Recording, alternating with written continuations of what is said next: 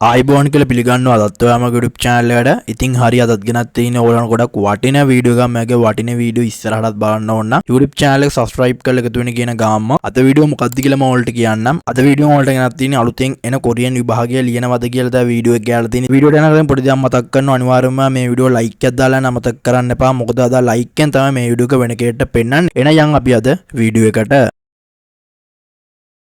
ඉතින් හරි මම දන්නවා මගේ channel එකත් එක්ක එකතුලා ඉන්න ගොඩක් කට්ටිය ඉස්සරහටන අලුතෙන් එන කොරියන් exam එක ලියන්න බලාපොරොත්තුෙන් ඉන්නවා කියලා. ඉතින් ඒගොල්ලන්ට වැදගත් වීඩියෝ එකක් තමයි අද ගෙනල්ලා තිනවා. මම මේ වීඩියෝ එක කතා කරන ස්ටෙප් ටික හරියට follow කරොත් ඕගොල්ලන්ට පුළුවන් මේ exam එක ලේසියෙන්ම ගොඩ දාගන්න. ඉතින් ඒක නිසා අනිවාර්යයෙන්ම මේ වීඩියෝ එක skip කරන්න නැතුව දිගටම continue කරන් යන්න කියන ගාම අපි අද වීඩියෝ එකට යමු. පළවෙනි කාරණාව තමයි ඔයා කොරියන් exam එකේ admission ගන්න රැල්ලට නම් ඔයා admission එක ගන්න එපා. ඔයා මේ කොරියන් exam එක ගැන හිතන්නේ නැතුව වෙන පැත්තක් බලන්න කියලා මම ඕගොල්ලන්ට කියනවා. ඒකට ලොකුම හේතුව තමයි ලොකුම උදාහරණයක් මම ඔයගොල්ලන්ට දෙන්න. 2024 දෙවෙනි කාණ්ඩේ කොරියන් එක්සෑම් එක තිබ්බා. මේ කොරියන් එක්සෑම් එකේ දෙවෙනි කාණ්ඩෙන් 150ක් වගේ තමයි එක්සෑම් එකට ඇවිල්ලා තිබ්බේ. ඒතර 150 එක්සෑම් එකට ඇවිල්ලා තිබ්බේ නැහැ. ඉතින් ඒක නිසා ඉස්සරහට එන අලුත් එක්සෑම් එකට ඇඩ්මිෂන් ගන්න ඉන්න කෙනෙක් නම් අනිවාර්යයෙන්ම එක්සෑම් එකට හොඳට පාඩම් කරලා එක්සෑම් එක අනිවාර්යයෙන්ම ලියනවා කියලා හිතාගෙන එක්සෑම් එකට ඇඩ්මිෂන් ගන්න කියනවා. මම මේ පළවෙනි කාරණාවෙන්. දෙවෙනි කාරණාව තමයි මම දන්නවා ඔයගොල්ලෝ මේ වෙනකොට හොඳට පාඩම් කරනවා කියලා එක්සෑම් එකට. ඉතින් ඔයගොල්ලෝ පාඩම් කරනකොට හැමෝම පාඩම් කරන විදිහට පාඩම් කරන්න එපා කියන තමයි මම ඔයගොල්ලන්ට මේ කියන්නේ. ඒ කියන්නේ හැමෝම පාඩම් කරන විදිහට කියන්නේ ඔයගොල්ලන්ගේ පන්තිවල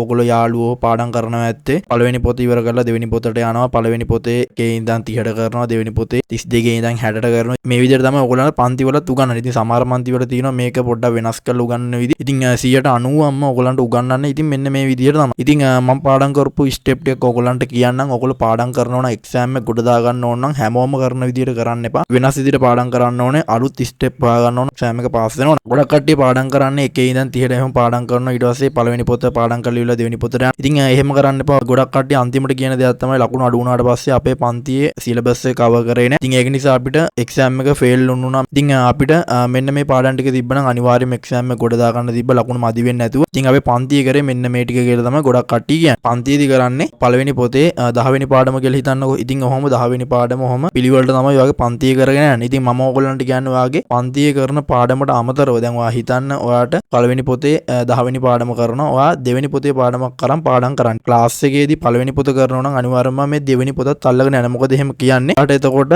හොඳ knowledge එකක් ඔයා ගොළුවට යනවා. ඔයාට එතකොට පන්තියේ කරනකොට කලින් ඔයා දෙවෙනි පොතත් කරලා ඉවරයි. ඔයාට ඒ පාඩම් ටික ඔළුවට හොඳට වැදිලා තියෙනවා. එතකොට ඔයාට මේ පන්තියේත් මේ පාඩම් ටික කරන්න යනකොට ඔයාගේ හොඳට ඔළුවට මේක වැටෙනවා. ඉතින් ඒක නිසා ඔයා මේ විදිහට පාඩම් කරන්න අනිවාර්යයෙන්ම ඔයාට එක්සෑම් එක සක්සස් කරගන්න පුළුවන්. තුන්වෙනි කාරණාව තමයි ටයිම් මැනේජ්මන්ට් එක. ඉතින් අනිවාර්යයෙන්ම ඔයා අලුතෙන් එන කොරියන් එක්සෑම් එකට ටයිම් මැනේජ්මන්ට් එක උපරිමයෙන්ම කරන්න ඕනේ. මොකද මම මේ ටයිම් මැනේජ්මන්ට් එක මෙතෙන්ට දැම්මේ කියලා මම ඔයගොල්ලන්ට කියන්න. ඉතින් ඔයගොල්ලෝ දන්නවා ඔයගොල්ලන්ගේ එක්සෑම් එක හැදෙන්නේ ප්‍රශ්න දෙවර්ගයකට. ඒ කියන්නේ රීඩින් ප්‍රශ්නයි ලිස්නින් ප්‍රශ්නයි කියලා ප්‍රශ්න දෙවර්ගයකට තමයි ඔයගොල්ලන්ගේ එක්සෑම් එක හැදෙන්නේ. එක්සෑම් එකේදී ඔයගොල්ලන්ට විනාඩි 50ක් හම්බ වෙනවා. මේ විනාඩි 50 දී මෙන්න මේ ප්‍රශ්න 40 ඔයා කරලා ඉවර වෙන්න ඕනේ. මුලින්ම රීඩින් ප්‍රශ්න 20 දෙනවා. ඊට පස්සේ ලිස්නින් ප්‍රශ්න 20 දෙනවා. ඉතින් මේ ටයිම් මැනේජ්මන්ට් කියන එක අනිවාර්යයෙන්ම ඔයගොල්ලන්ට වැදගත්ම දෙයක් මේ කොරියන් එක්සෑම් එකේදී. ඉතින් ඔයා පේපර් එකක් කරනවා නම් මම දන්නවා ඔයා මේ වෙනකන් පේපර් කරලා ඇත්තේ නිකන් ඔහේ ඔයාගේ කාලය අරගෙන ඒ විදිහට තමයි කරලා ඇත්තේ. ඉතින් අද ඉඳන් මේ වීඩියෝ බලන කෙනෙක් එහෙම කරන්න එපා. ඔයා අනිවාර්යයෙන්ම ෆුල් පේපර් කරන්න. ඉතින් මම දන්නවා ඔයගොල්ලෝ ෆුල් පේපර් කරන්නේ නැහැ කියලා 80%ක්ම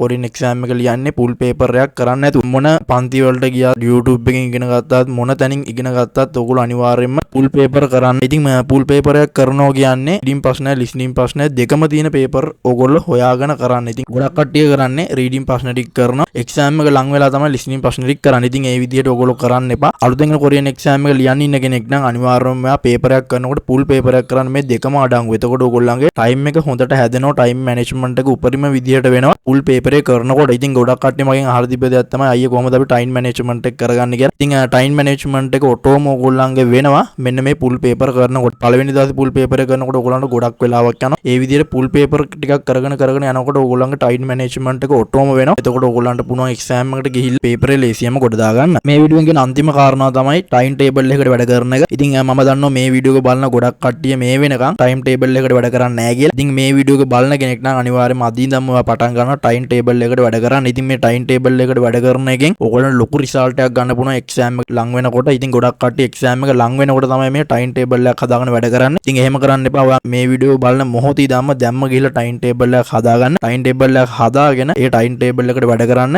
ඒ ටයිම් ටේබල් එකට වැඩ කරනකොට ඕගොල්ලන්ට ලොකු රිසල්ට් එකක් ගන්න පුළුවන්. ඔයා කරන වැඩ ටික හරියට කරනවා මේ ටයිම් ටේබල් එකට වැඩ කරනකොට. ඉතින් ටයිම් ටේබල් එක හරියටම හදාගන්න විදිය මම මගේ YouTube channel එකේ වීඩියෝ එකක් දාලා ඇති. ඒ වීඩියෝ එකකින් බලන්න. මේ වීඩියෝ එකේදී ඕගොල්ලන්ට හොඳ ටයිම් මැනේජ්මන්ට් එකක් අනුව හොඳ ටයිම් ටේබල් එකක් හදාගන්න පුළුවන් විදිය මම සරලවම මගේ YouTube වීඩියෝ එකේ දාලා ඇති. ඉතින් ඒ විදියට ටයිම් ටේබල් එකක් හදලා වැට්ටික් කරගෙන යන්න ඕගොල්ලන්ට ලොකු රිසල්ට් එකක් ගන්න පුළුවන් එක්සෑම් එක හංග වෙනකොට. ඉතින් මම හිතනවා අලුතෙන් එක්සෑම් එක ලියන්න ඉන්න කෙනෙක්ට මේ මං කියපු දේවල් ටික ගොඩක් වැදගත් වෙන්නේ නැති කියලා. ඉතින් මම ෆලෝ කරපු ස්ටෙප් තමයි මම ඕගොල්ලන්ට මේ මගේ YouTube channel එක මම ගේන්නේ. ඉතින් මම සක්සස් වෙච්ච හින්දා තමයි මම මේ ස්ටෙප් ඕගොල්ලන්ට කියා දෙන්නේ. ඉතින් මේ විදියට කරොත් අනිවාර්යයෙන්ම මේ කොරියන් එක්සෑම් එකට ලකුණු 200ම ගන්න එක මහ ලොකු වැඩක් නෙමෙයි. ඕගොල්ලන්ට කරන්න පුළුවන් මේ වැඩේ. ඉතින් ඒක නිසා අනිවාර්යයෙන්ම මම මේ වීඩියෝ එකෙන් කියපු ස්ටෙප් ටික ෆලෝ කරන්න. ඉතින් මේ වගේ ස්ටෙප් මං YouTube channel එකෙන් තවත් දාලා ඇති. ඒ වීඩියෝ වලුත් ලොකු දේවල් ප්‍රමාණයක් ඕගොල්ලන්ට ගන්න පුළුවන්. ඒ හැමදේම අරගෙනවා කොරියන් එක්සෑම් එක ගොඩ දාගන්න ඕනේ කියන මතය තමයි මගේ මේ වීඩියෝ එකේදී අන්තිමේදී මම ඕගොල්ලන්ට කියන්නේ. ඉතින් මම හිතනවා මේ වීඩියෝ එකෙන් මොන හරි දෙයක් ඔයා ඉගෙන ගන්න ඇති කියලා. මේ වීඩියෝ එකෙන් මොන හරි දෙයක් ගත්තා නම් අනිවාර්යයෙන් මේ වීඩියෝ ලයික් එකක් දාලා අමතක කරන්න එපා. ඔයාගෙන නොදන්න වලට බලා ගන්න මේ වීඩියෝ එක ෂෙයා කරන්න කියන ගාම 2025 කොරියන් එක්සෑම් එක ලියන්න ඉන්න කට්ටියට මම WhatsApp group එකක් හදලා තියෙනවා. ඒ group එකේ link එක මම